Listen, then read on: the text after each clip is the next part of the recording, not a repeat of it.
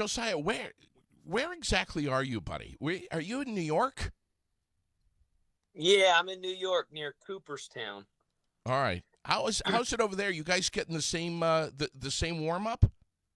Yeah, I think we are. I think it's actually raining a little bit right now, which is a little bit different than what we've been getting for the past month. Yeah. So I think on Friday it's supposed to get almost upper 40s. Nice.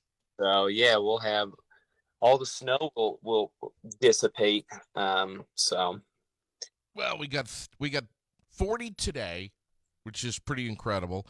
Tonight we're down to about 22, cloudy skies, and then Thursday tomorrow, 45. Friday 53, bro. Can you think whoa, you think you can beat that? I I cannot beat that in December. Come on. I know. I think it's the January thaw a little bit early, man. I'm so happy to see you this morning. Welcome back to Air It Thanks. Out. I've lost track how many times you've been on. I love having you guys, you and your brother on, and everyone from Sweethearts and Heroes. I was just hanging out with Rick and Tom on Monday over at Cody's Chevrolet. Rick was yeah, he was over there signing his book, A Bridge Named Amos, and meeting people, and we had it was fully catered by Subway. We had cookies, and it was just such a great experience, man. Hmm. Yeah, No, I didn't know that. I didn't look at the calendar. I didn't know they were up there yeah, on Monday. yeah. Just right down the road from us here on North Main Street, Cody Chevrolet. Yeah, and they're huge fans of Sweethearts and Heroes. Um, Bob Cody saw you guys over at U32 a couple of years ago, and Yeah. he was like, "Oh hell yeah, I'm connecting with these guys. They need to be part of. We need to be part of them. They need to be part of us. We're going to support them."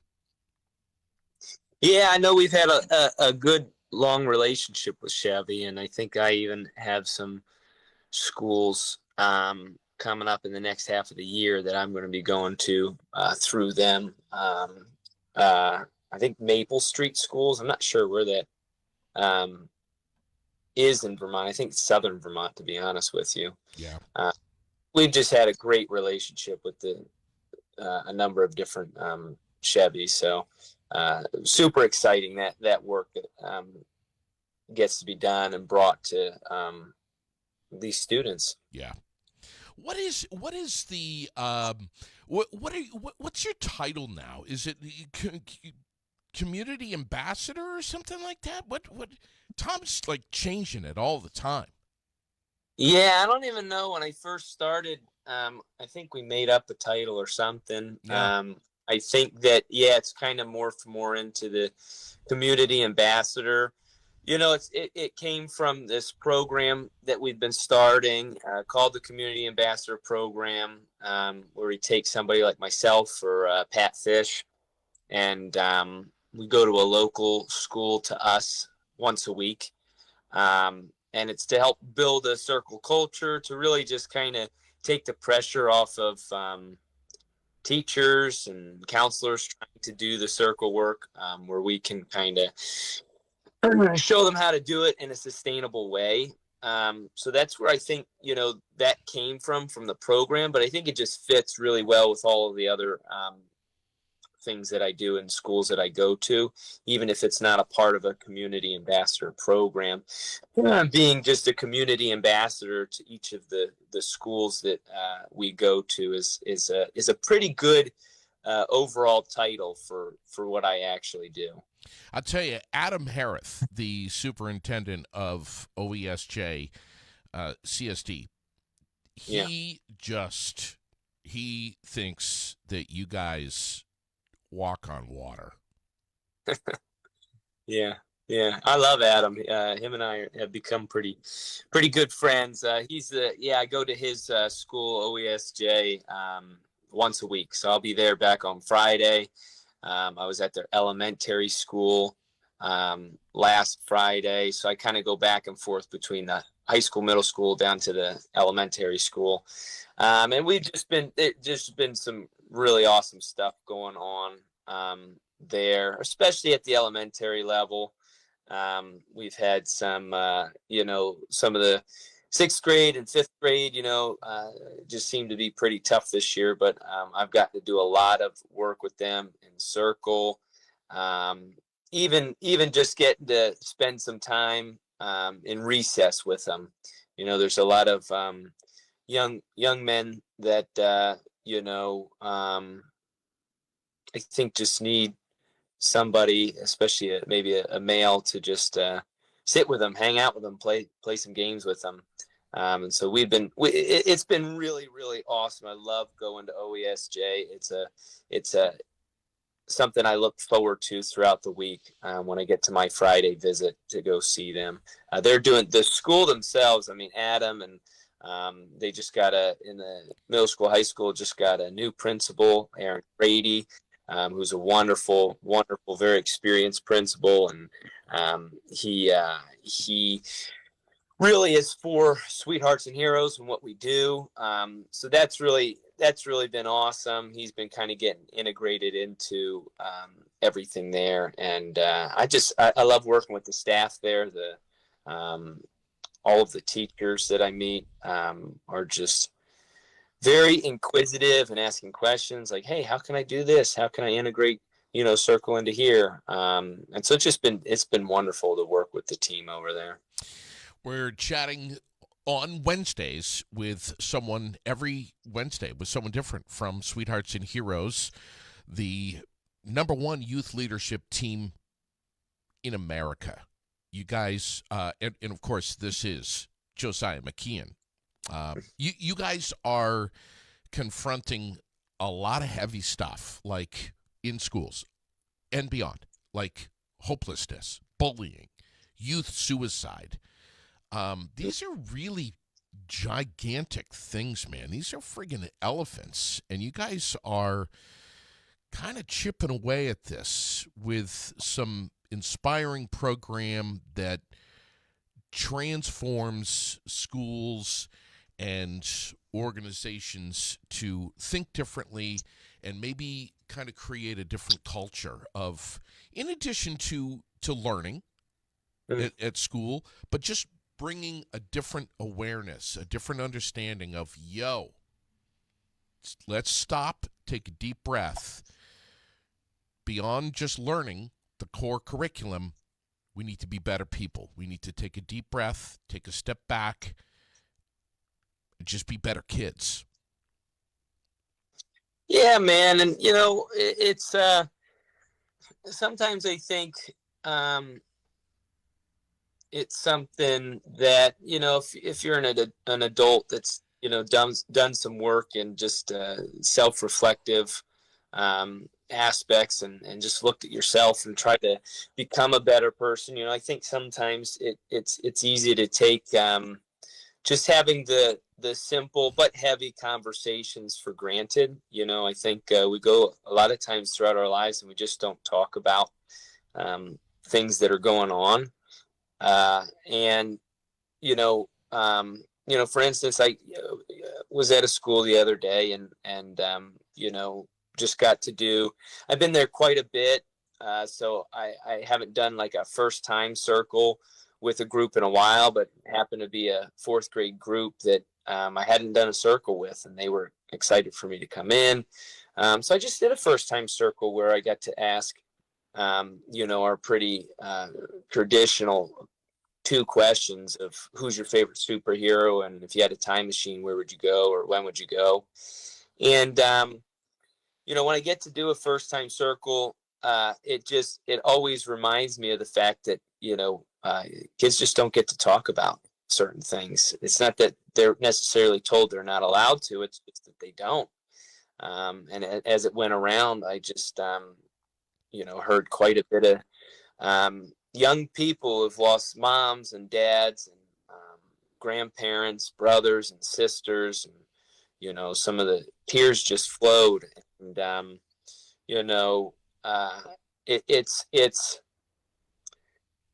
it's just not something we talk about. And I learned this from my buddy Pat Fish, when I started training with him, and I would go around and get a little heavy in circle.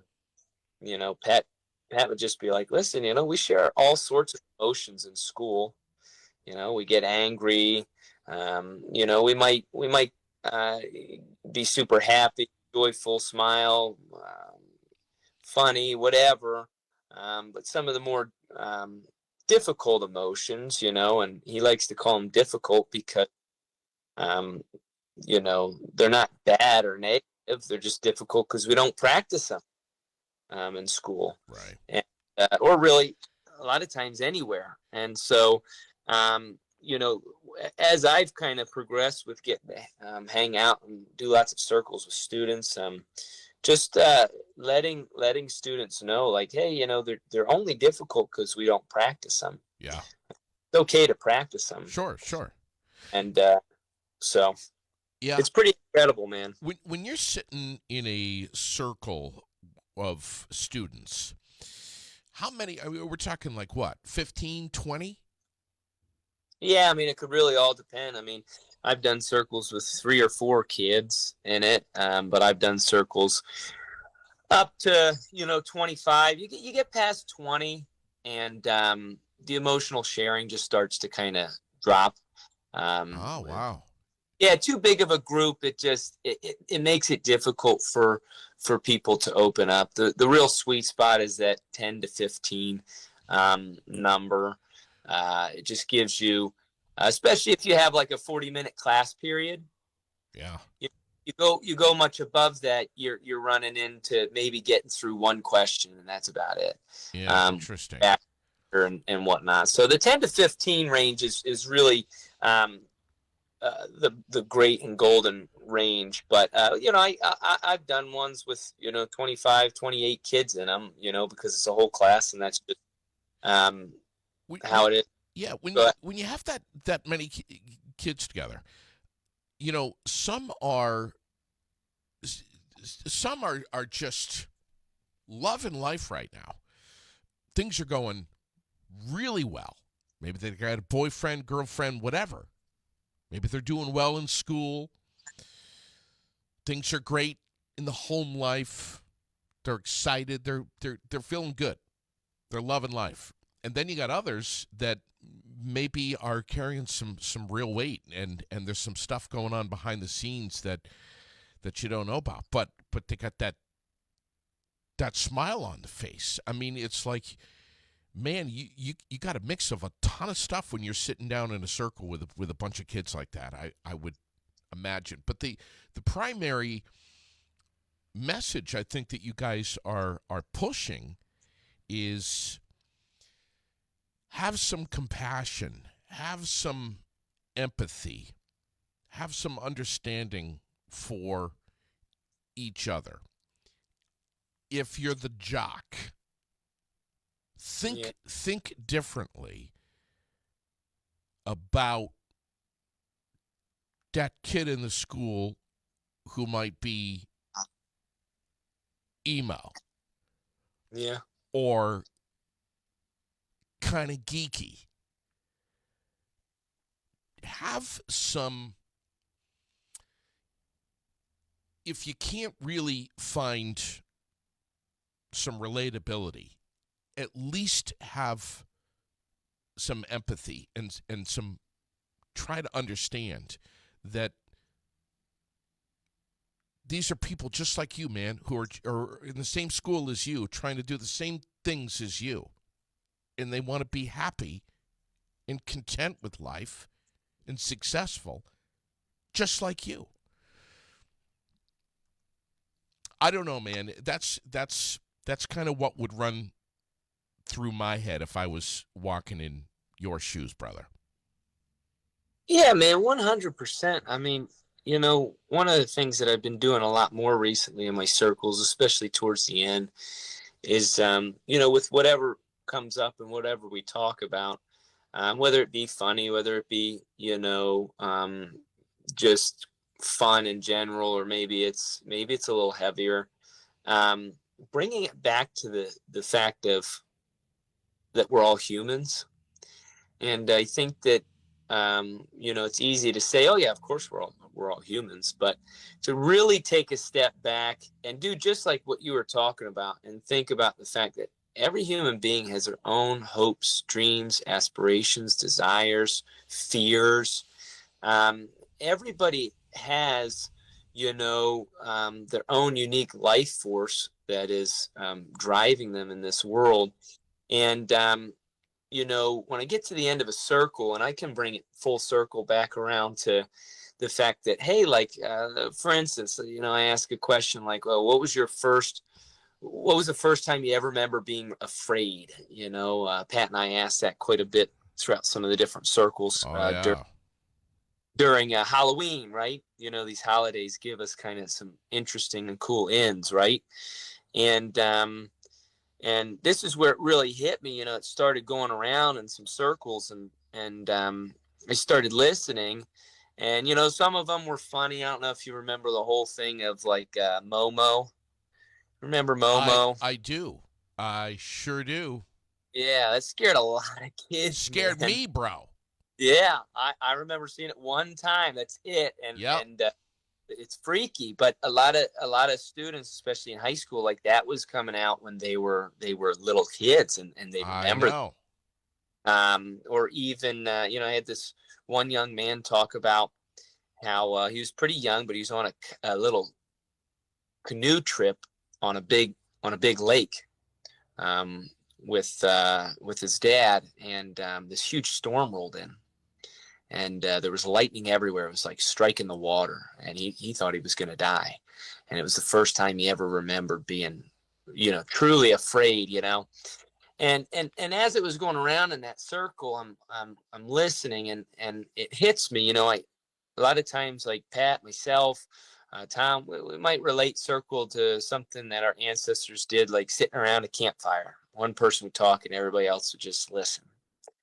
And so what hit me in that moment was, why do we tell scary stories around a campfire? Like, what's the point? Like, I'm not a scary story type of dude, but I come to a campfire, I'll sit down and listen to a scary story. It's like what we do. And I started asking myself this as it was going around the circle, and it gets to this young man that talks about the lake, and it hit me, and I was like, maybe we talk about scary stories around a circle because it's a good marker of our humanity, like the fact that we're all mortal, the fact that we all have the potential of passing away from this world, at any minute.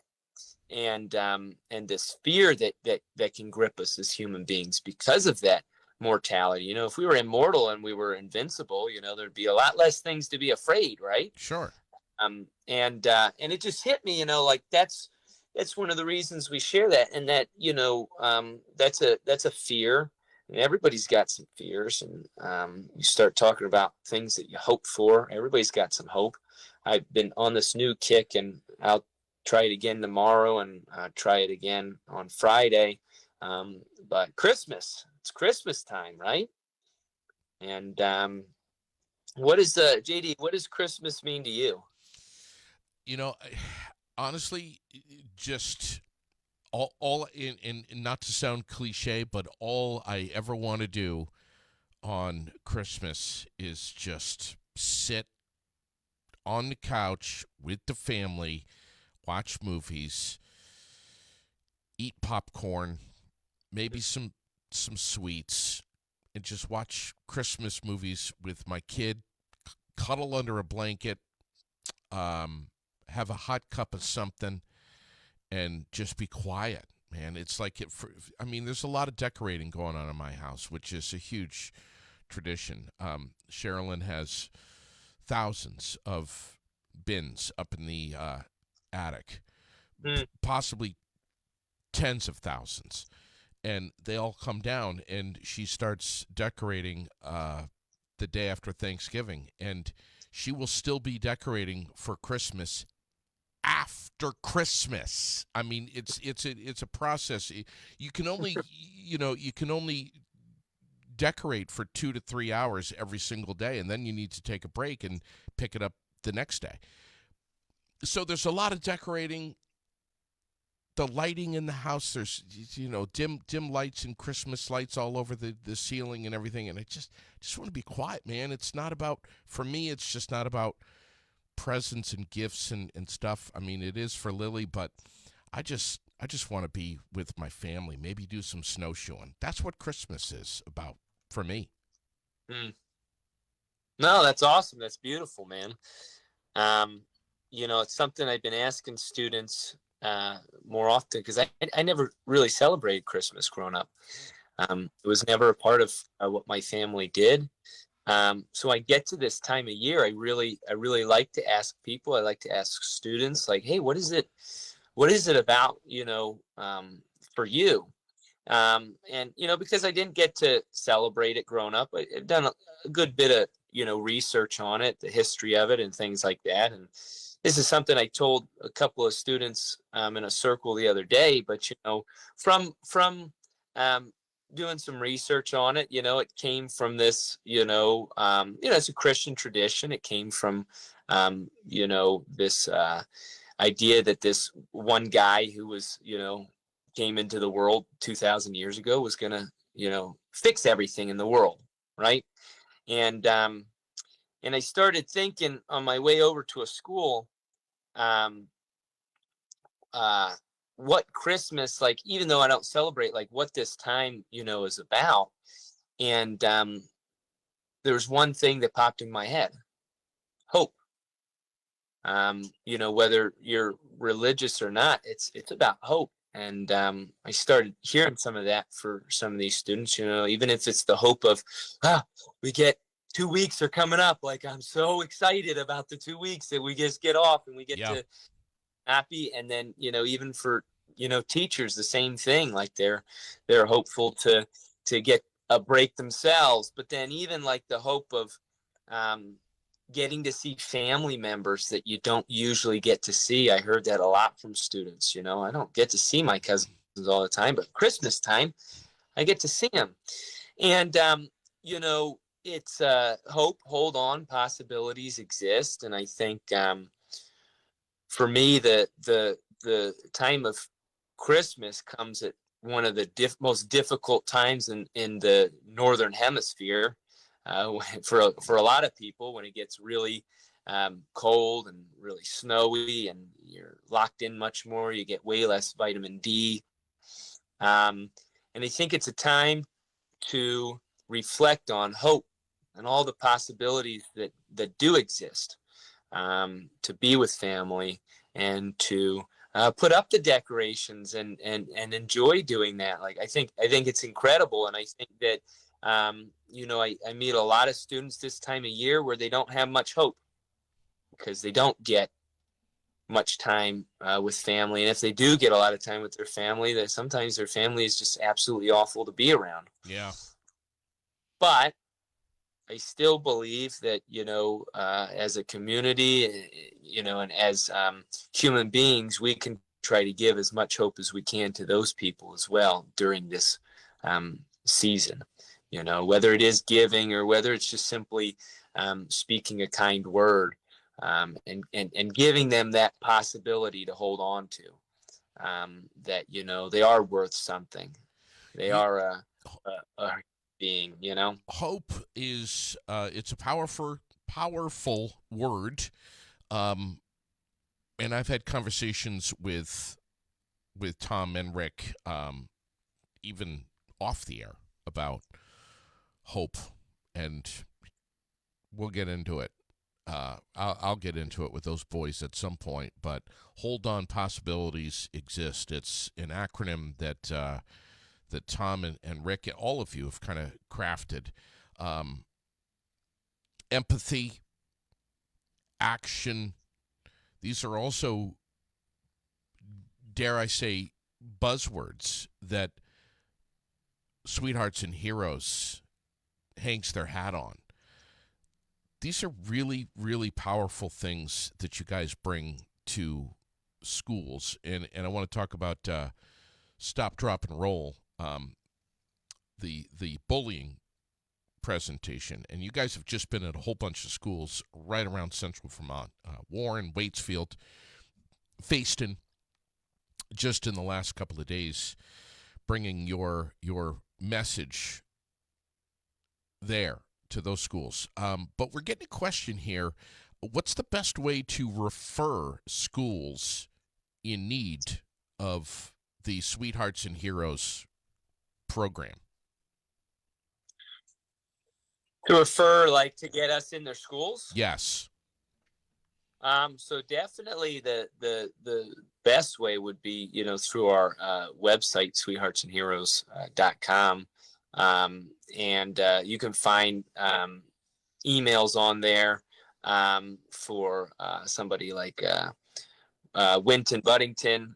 He does a lot of our scheduling. Tom's Sweethearts and Heroes emails on there.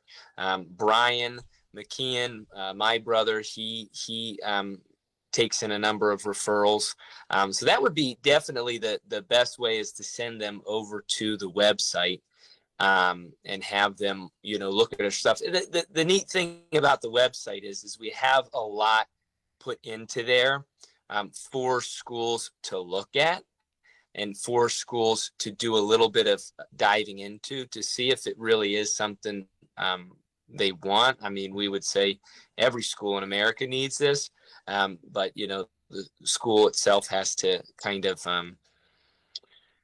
has to choose that for themselves. But the website would be the number one way that I would recommend people kind of give our information out, for sure. And then you've got this brave leadership team system. Talk about, and I'm guessing Tom is the brainchild to this. I don't know. But, I mean, you talk about a way to sustain the great messaging that you guys are bringing into schools, where you're actually training, you're teaching kids to kind of do what you guys are doing, so that when you're not there, Sweethearts and Heroes is still having a consistent impact on students.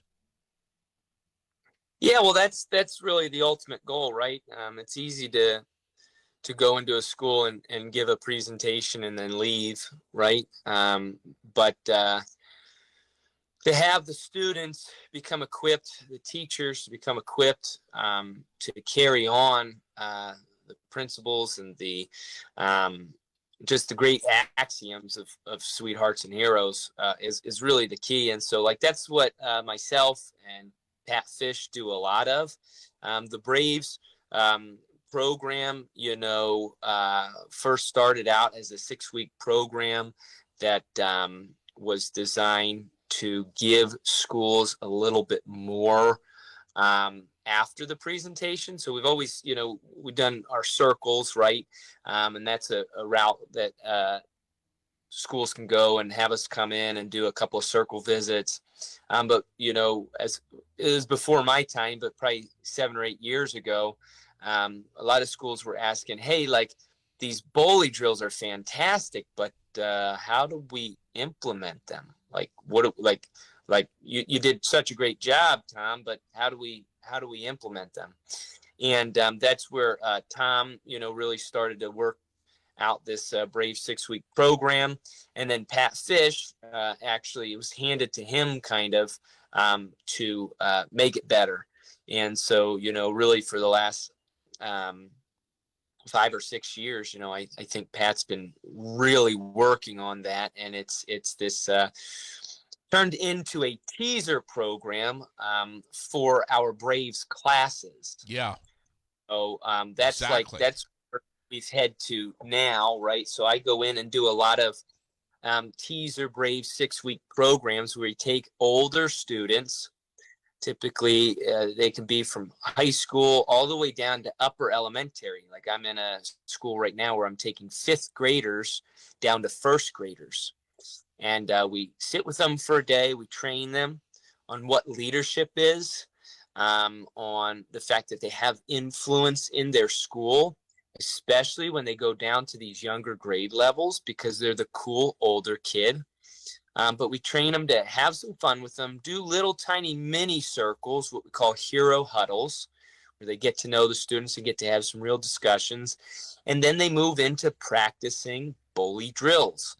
And ultimately, at the end of the little sessions we have with the younger students, we get to show our bully drills off. They're like little skits. And then we get to rewind the tape and talk about what happened in them. And that's where the real magic happens. We get to have a conversation, oh, what was the bully doing? Like, how are they bullying them? Oh, they were making fun of their clothes. Is that something that somebody could get bullied for?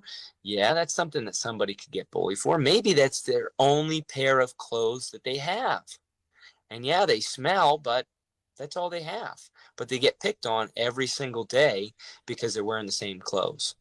And that's where the magic gets to happen. You get to have those conversations. And ultimately, by the 6 weeks, the end of it, the older students are running everything.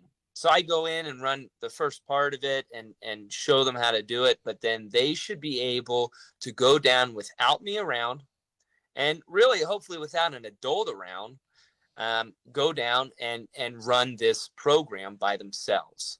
And that will then lead them into, hopefully, their school the following year, starting a Braves class, which is a year-long accredited class that we bring into schools, and we, by way of champion teachers. So we give the curriculum through this platform that we've partnered with called Thrively. We give them the curriculum, and the teachers become champion teachers, and they teach this year-long class.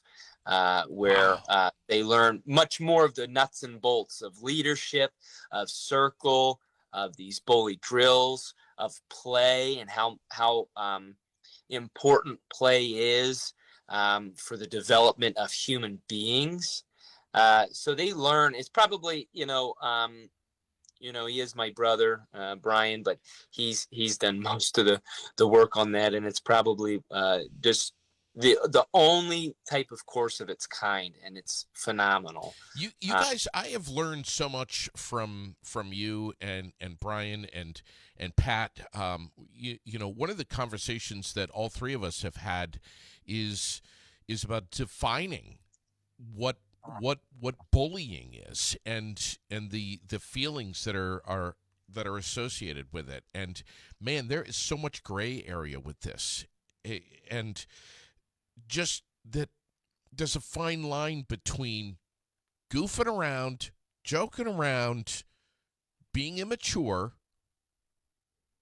but also maybe saying something or doing something that you're not even aware of that is making that other student feel uncomfortable or threatened. But it's not always taking the shape of, out on the playground or at the bus stop, pulling someone's hair or a spitball, the classic stuff that we all know, or beating somebody up at, after school or whatever. It doesn't always take that shape, bro. And you guys do such a great job breaking it down. And I just have to wonder how many students have said to themselves, oh my God, I never thought of that way. Maybe I'm bullying someone. Maybe I'm a bully. I never thought of it that way. Am I a bully? Am I treating this person like a bully? And only they can ask that question, answer that question, and change. I just wonder how many bullies you guys have had in your bully training. Well, I mean, we're talking about two and a half million students across New England and Canada that you guys have brought this stop, drop, and roll bullying program to over the last 16 years. There's got to be a good number in there. Yeah, 100%, especially when you're talking about, the presentations themselves, and I do often wonder, if I was a bully sitting it through that presentation, how I would feel. Right. it would be pretty, if it hit me right, one of the things, the fourth thing about bullying is it happens on purpose. But I think something that can happen on purpose, you may still feel justified in doing it, for one reason or the other. And so to sit through, that presentation, and then likewise, sometimes we get students even in our 6-week programs that, it's difficult for me to say definitively because I haven't necessarily, I don't walk the halls of the school and see it every day, right? But that I would probably say, oh, it could be borderline, that they might be bullying that individual. I'm thinking of one specific group, and there's this one young man that's in it, and any chance anybody has to call him out or to kind of go after him, they do.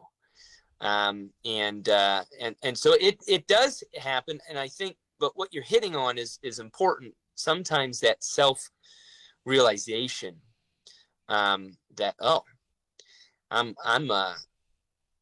being a bully. Yeah, I don't know that I've ever even thought about it that way, but it's a good perspective to have, because as I'm thinking, there are times in my life where you treat somebody a certain way because either they did something to you or whatever, and you end up having these long time grudges towards them, even family members, and I don't know, could it be necessarily considered bullying? It depends. It's got to have those 4 things that make up bullying. It's got to be mean or scary. It's got to happen over and over again. It's got to make the person feel on the inside smaller or weaker. It's got to happen on purpose. But humans are pretty easily deceived by themselves, and it would be I don't know how you'd ever find that statistic of the amount of bullies that have sat through a presentation and thought that, but it's an interesting number to wonder about. Yeah. What's the rest of you guys have been so busy this school year, and here we are coming into Christmas break. What's this week looking like for you? What is Josiah McKeon going to be doing rest of this week and maybe next? So this week, I was just in Warsaw, New York yesterday. Today I'm headed down to Hastings-on-Hudson, which is all the way down by the Bronx and Yonkers. So I'll be there tomorrow, finishing up actually one of these 6-week Braves programs with their 10th graders, going down to these 3rd graders. And they've just been an absolutely phenomenal group. Absolutely incredible. I tell them every time I go down there, I say, you guys are amazing. You're one of my favorites. And they're like, you tell that to everybody. I was like, okay, you can believe that, but you guys really are doing just incredible job, and they're just focused, and they understand why they're doing it, because that bullying situation could be the last straw for that person's hope.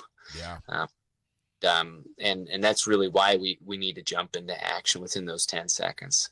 And then I'm ending my week at OESJ, as I always do on Fridays. I think they have a pep rally, which is pretty cool at the end of the day, because that's their last day until break. And it actually is my last day until break as well. I will be taking my wife and family down to visit her family down in North Carolina after that. So nice, dude. Yeah, that's awesome, man. So it's gonna be a good week. Yeah. Have you you and I have chatted a little bit about this in the past, but have you recently have any of these schools or students or experiences taken you a little bit out of your comfort zone unexpectedly? Every day. Every day. Especially yesterday, just working with some 5th graders, and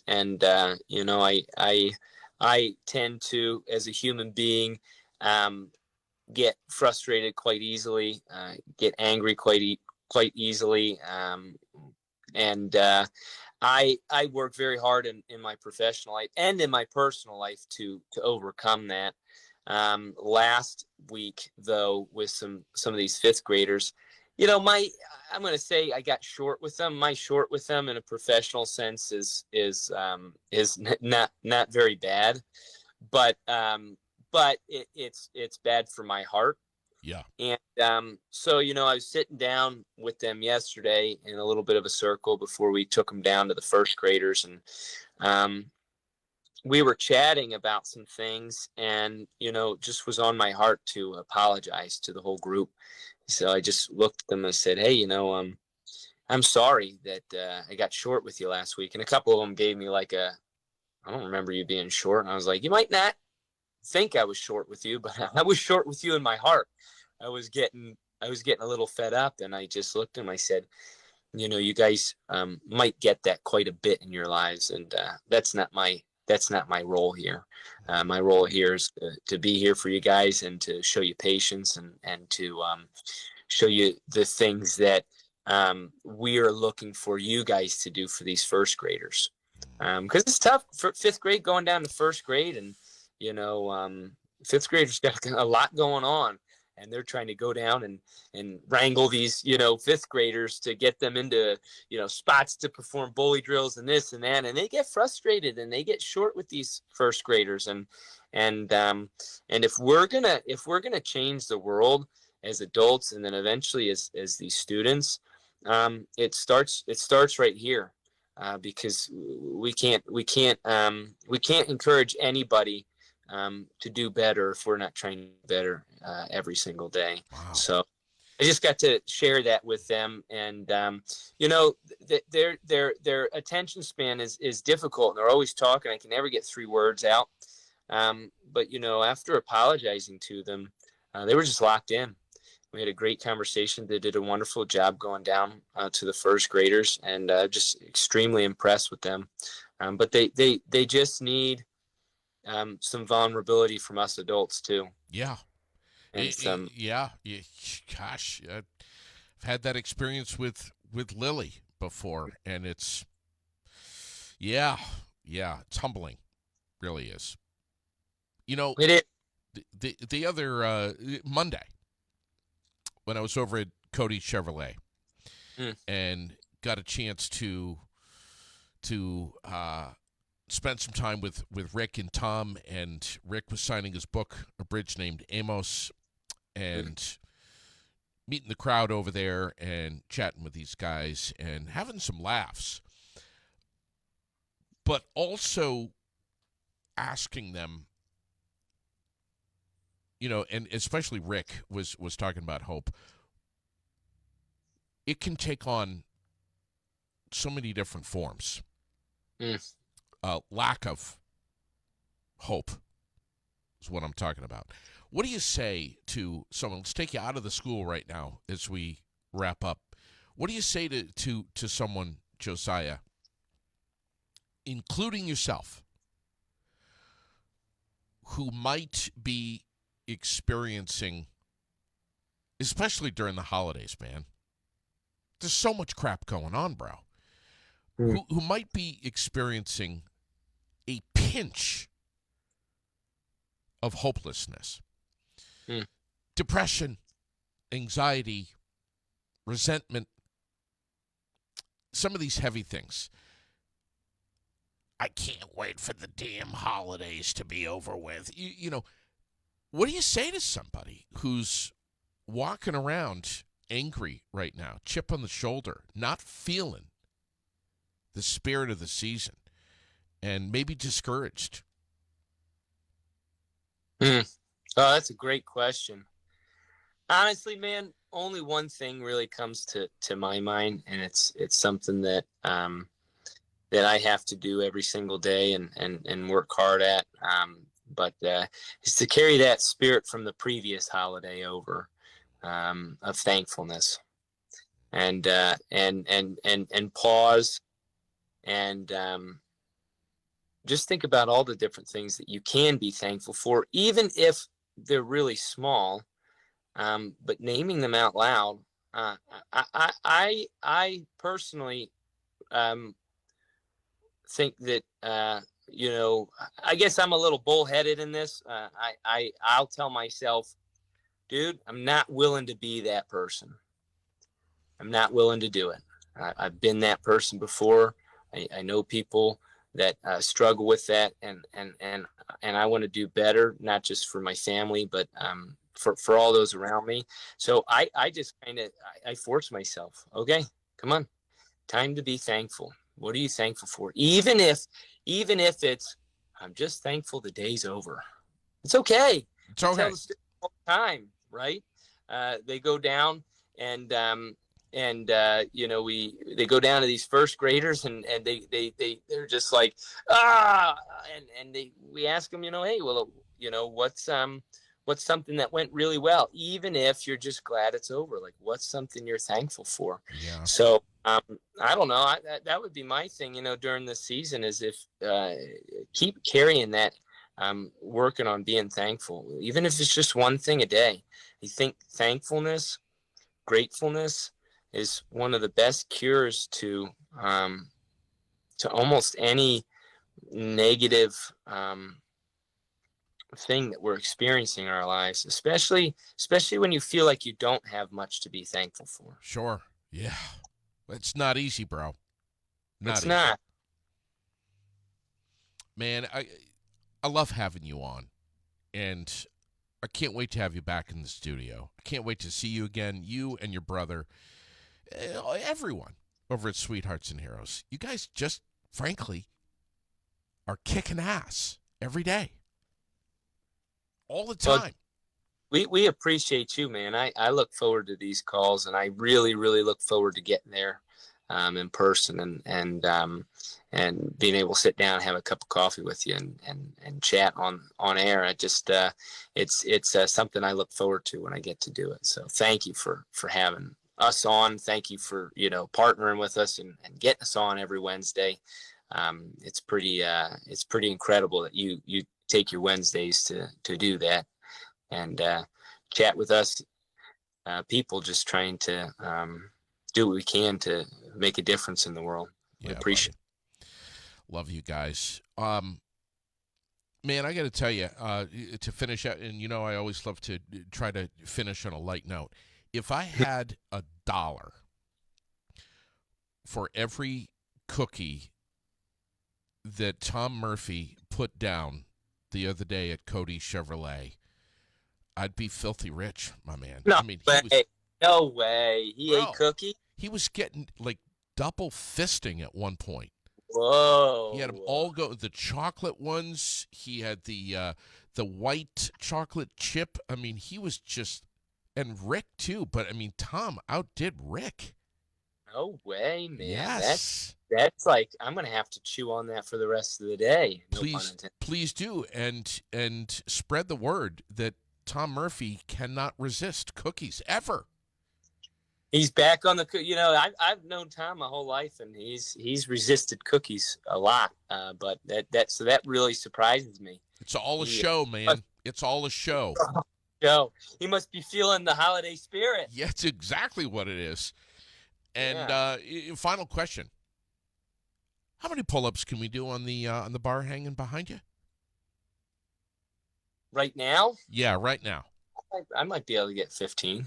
Are you serious, dude? If I struggle, yeah. Wow. I'd probably pull something. Freaking awesome, dude. And final comment to you: hair's looking great this morning, bud. Hey, thank you. Come on. Hard, I'm bringing it back. I'll talk to you soon, brother. All right, love you, brother. Yeah, man. Over and out.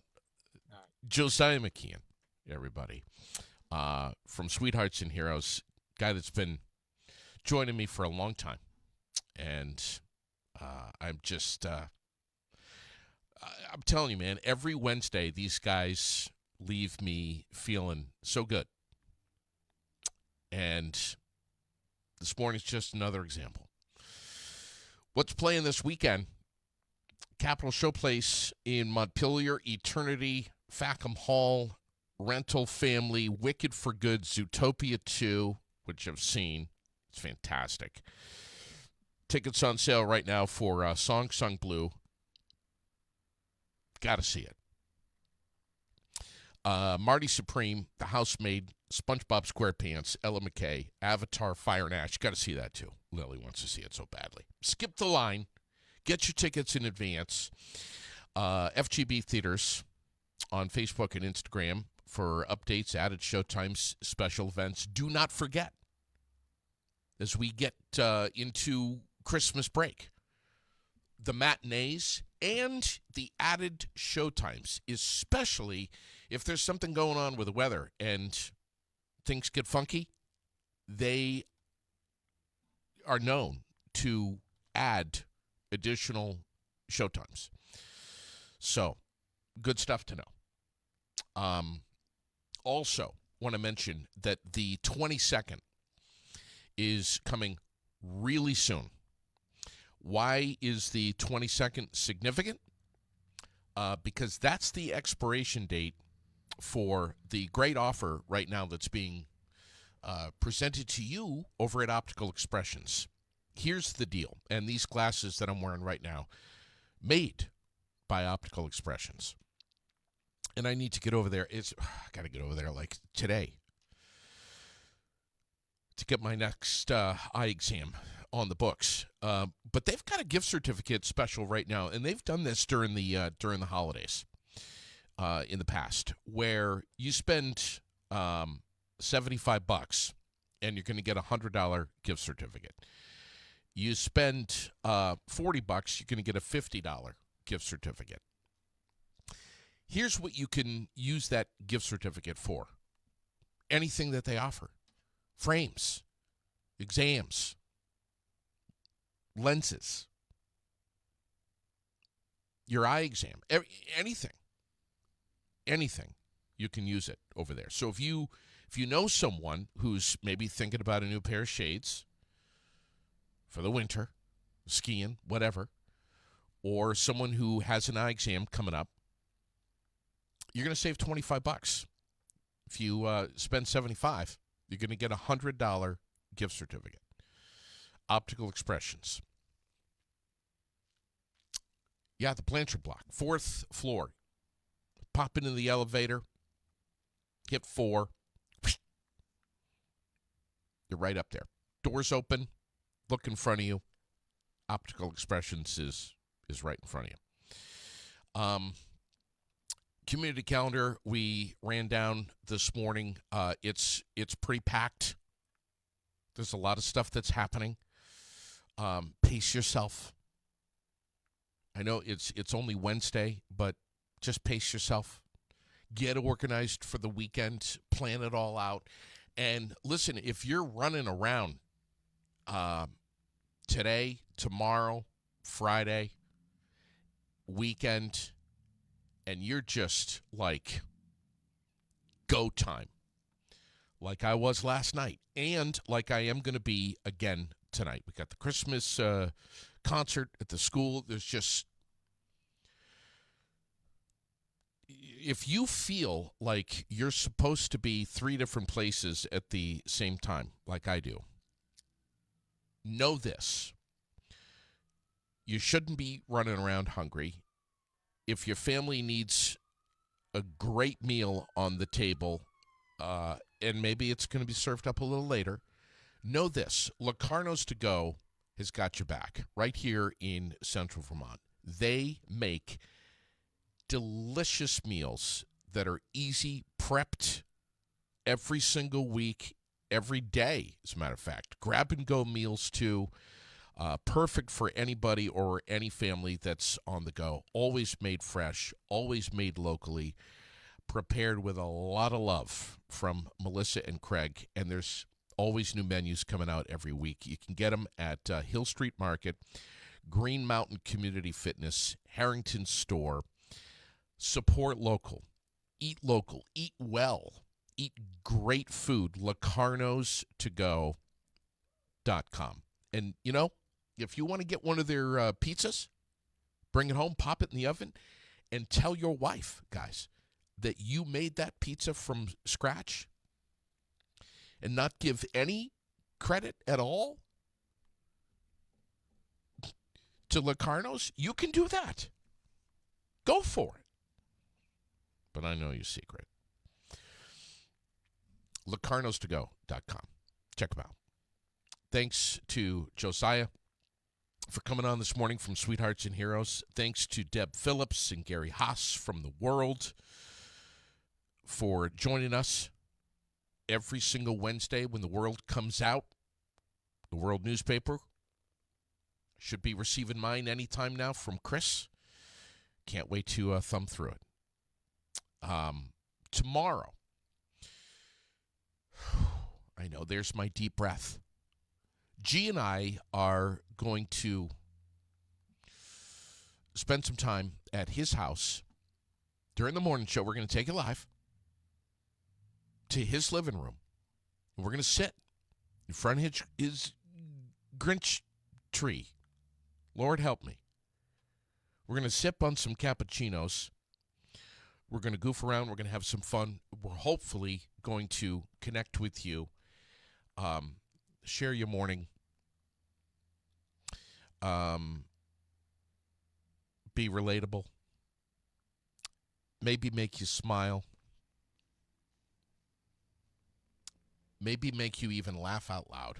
It is the weekly mental floss with G tomorrow morning, and can't wait.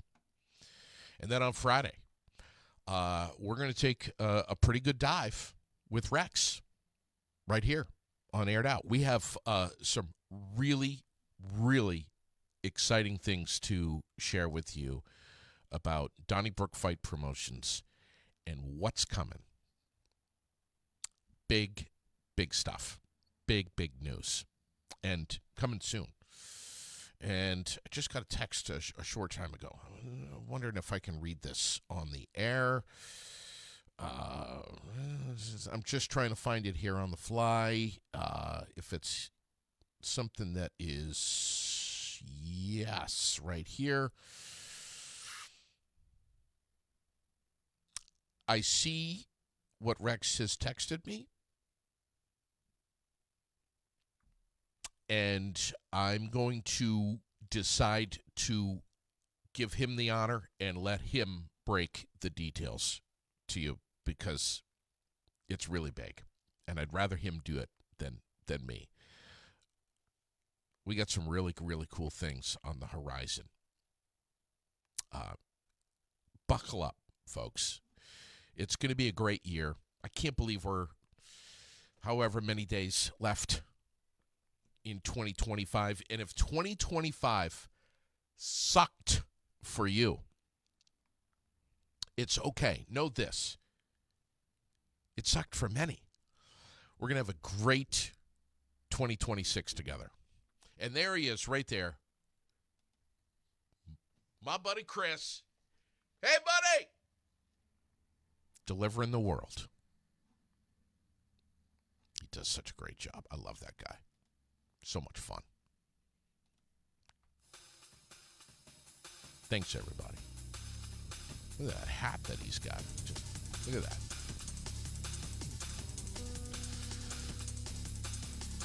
Look at the slush out there. You got to love these temperatures, right? It's warming up. 40 today. And 50s by Friday. Is it going to last? Oh, hell no. Back to the deep freeze next week. Be good. Take good care. God bless. Thanks to all of our sponsors presenting and supporting. And I'll see you Friday night, Montpelier Mazda Volkswagen, 4 o'clock, 4 to 6. Santa, Mrs. Claus coming in from the North Pole. Montpelier Mazda Volkswagen Friday. It's going to be huge. Cookies, hot chocolate, so much more. Good morning. Stay well. God bless. See you soon. Tomorrow morning with G. Buckle up for that one.